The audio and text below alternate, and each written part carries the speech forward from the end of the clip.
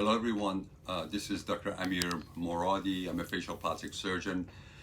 Just to give an overview of what we're about to do is I have this wonderful young individual that I'm going to be working on, and she's allowed me to rejuvenate her face and bring more balance to her facial structures. What I'm going to do is use some Botox between the eyebrows, on the crow's feet, some at this muscle here called the depressor angulae oris for the marionette lines, also for the platysma of the neck to help the jawline to lift. I'm going to place some Volux in the jawlines, but pay attention to the fact that I'm going to do more on one side than the other. If you take a look at the picture, you notice there is less volume on the left side of the face than the right. So you're going to, that is why I'm placing more Volux on the left side and some Juvederm, also Ultra Plus, on the hollowness on the left side of the cheek as well. And please enjoy the video and send us any comments you wish for us to explain. Thank you so much, and I hope everybody is well. Here is an artery coming up right through this groove. If you put your finger over here, you can barely feel the pulse. Also, this is called the antagonal notch. So the facial artery comes in this fashion. It's kind of a loops around and comes here and there, and it branches out. From here, it comes towards the nose, angular artery. And why is that important? Is because if you inject it deep here or there, it can go downstream and cause issues with the skin. Some of the importance of these vessels are if you inject here or around in this area with the hyaluronic acid in high pressure and get into the artery, you can actually cause blindness. So those are the things that are important to know about. What we are going to do is we are going to focus right here. The masseter muscle, can you put your teeth together hard? Is here we go, is in this fashion. Under the zygoma. That's the zygoma, angle of nerve. So the masseter muscle that causes us to clench our teeth goes in this fashion. And it has two heads. One is a lateral head, one is a medial head. It's not that important for what we're doing now, but if we were to inject a masseter, either for decreasing the volume of the masseter or improve the temporomandibular joint disorders, such as what we call bruxism or clenching at night, we want to inject both heads when we do that.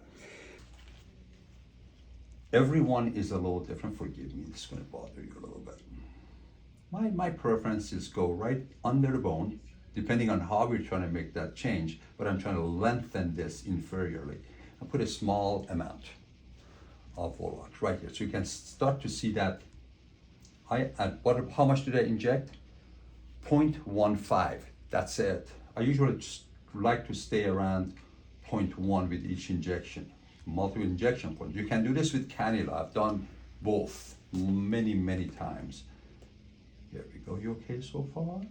I know that's maybe bothering you, but there is a lidocaine in this, so as I inject you, it's going to feel a little bit better. But you can see this improving right in front of you. That's amazing. Or not. We would say, well, isn't that where the artery is? Yes, the artery hugs the bone. And remember, I'm putting very small amounts, very small aliquots. So in case, by any chance it gets into an artery, only a small amount is injected. And also I'm doing a retrograde. One of the ways to go that better or more distance with your retrograde is actually telescope this in the tissue, and as you take out, see my needle still in there, and I'm still retracting. And then I want to go ahead right here in the post-jaw sulcus, put a small amount more. So now all of a sudden we're going into a straight jawline. What I like to do for better, so I know we're going to, not only we did a correction, I'm going to do a little aesthetic improvement. I'm going to change the angle of the mandible. So I'm going to go to my second syringe. So that was 1 cc. See how much you can do with 1 cc if you place it the right direction. If I can, there we go. Come back here. So I'm going to bring some more inferior length to the angle of the mandible and make the face so it's not so elongated necessarily. It becomes a bit more proportionate.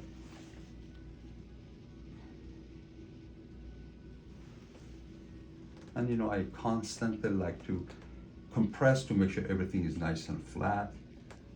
I warn the patients that they are going to have some swelling, not to worry. Small amount here, and you okay? Mm-hmm. Turn you a little bit. Okay. So you can already see with the swelling and so forth how we're bringing this out, causing the jawline to be a lot more chiseled. I'm going to turn you one more time. That's wild. This here, and it's going to look better in a week or so versus that area. The post-jaw sulcus, pre-jaw sulcus, which is actually pretty straight. I don't think we need to come laterally. I'm going to turn you. But what we want to do is drop this inferior knee. I'm not trying to bring it out. So what I have to do is palpate here, under the mandible, right over the bone. I'm sorry, I'm hurting you. I know. Then I pull back. So it is, you have to be cognizant because it is a tender area. When you hit the periosteum or you hit the masseter, sometimes you see a little twitching in the masseter. You have to be present and acknowledge that, let the patients know that is normal what they feel. So I just want to define the angle a bit more. As I drop the angle, you notice that there is more depth here to antagonal notch. So in a way, I'm making that worse initially. And then what we want to do is bring this back. Now, it's very important not to overcorrect this. This is not a facelift. So I don't want to put so much trying to mask this that is just, I would say, unnatural looking. I just want to bring more definition to it. If it helps this completely go away, perfect, but that is not my end result. My end result is a more harmonious facial structure. But it seems like we are starting to efface some of this post-jaw sulcus.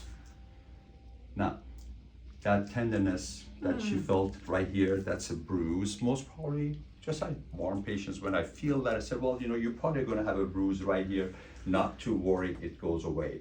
And chances are they may have some tenderness on chewing for the next 2 or 3 days. They can take ibuprofen or aspirin.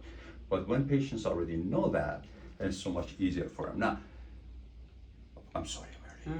For comparison, we've only done 1 syringe on this side versus 2 on the other side. So I'm going to look and see whether I need more. Now, we knew that going in, that the other side was asymmetrical, and that actually can be shown with what we've used so far. So before we stop, I want to make sure I may need some more here, but I'm going to turn you, and we're going to look at you. Is the corrugator muscle attaches here, and then the fibers go here to the skin. It's kind of like this, and sometimes there's a little bit of a head going up, and then you have the procerus muscles going in that direction. Then we have the corrugator again. In your case, in my patient's case here, attaches to skin there, to the bone here, and again the procerus attaches from the skin to the bone there. Now, the auricularis oculi goes around and around, but it has the medial canthus and a bony attachment. There's no attachment laterally, and the frontalis goes in that direction to becomes a fascial layer here, and then goes to the occipitalis muscle posteriorly. The depressor angula oris is actually from modiolus here, very, very close. It can be anywhere in particular, goes in that direction, just like that.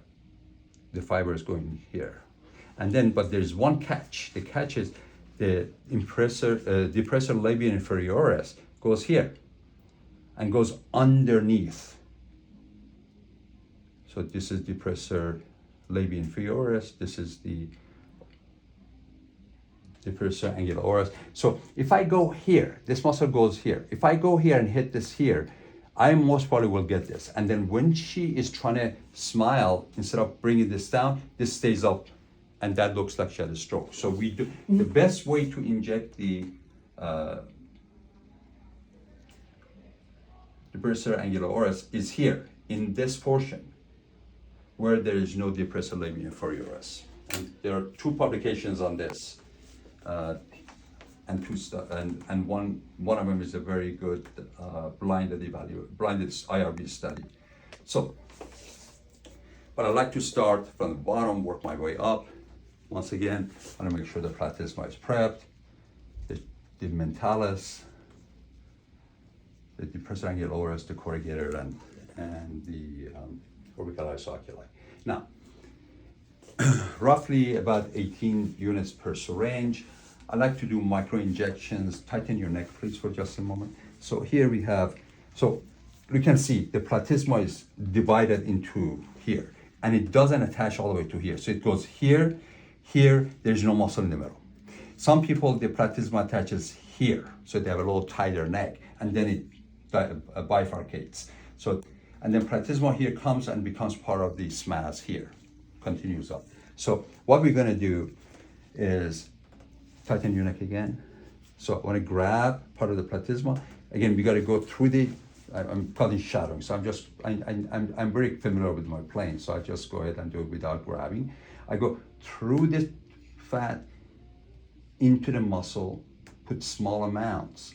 I'm not worried about injecting any muscles around the hyoid. I'm not that deep. I stay just at the level of the platysma. Small amounts. Once again, tighten your neck. Relax it. I want to get a little bit of lateral platysma here. I like to keep it about 5 or 6 injections per length. That was about 17, 18 units. We're going to put 3 or 4 injection sites. Now, as I said, the platysma comes in and attaches to the SMAS here. So what the platysma always pulls down towards the clavicle. Therefore, if I'm going to put some here to see if I can somewhat dissociate the action of the platysma from the SMAS. You underdo it and let it absorb water. So I can also use it for a little bit in this, and I'm sorry for hurting you. So I'm fairly superficial. You don't want to be too superficial, then you can actually see a little bit of a blue ridge. We don't want that. I'm sorry I'm hurting you, but just enough, and let it kind of do its thing. There you go. Nice job. So we're starting to change a little bit of the shape. This was a deeper side, but while I'm going to the other side, I'm going to have you hold pressure right here, please. Thank you.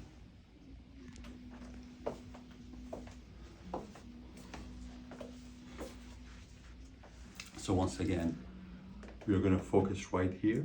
There's actually attachment between the skin and deeper tissue here. So when I've done numerous anatomical dissection in this area, this is attached in the subcutaneous tissue to the muscular aspect. So there are fiber attachments there, and very vascular actually in that area.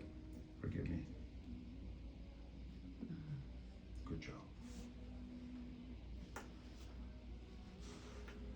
And again, my objective is not to completely correct this, but to a certain extent apply the Juvederm and rely on the fact that Juvederm will absorb water and expands over, I would say, at least 6 weeks, but in my opinion, continues for a month or beyond, continues to replenish with hydration. Open your lip just a little bit. Sorry, I'm doing that. So there are different reasons for marionette. Some of that is laxity of the skin, but in our patients, when we were talking to her and she was making expressions, she uses the depressor angularis, in which we are going to inject. You can let that go, please. Sorry. How are you doing? You okay? Good, yeah. Just a tiny bit more. Just to transition it a little bit. And we are done with this side too.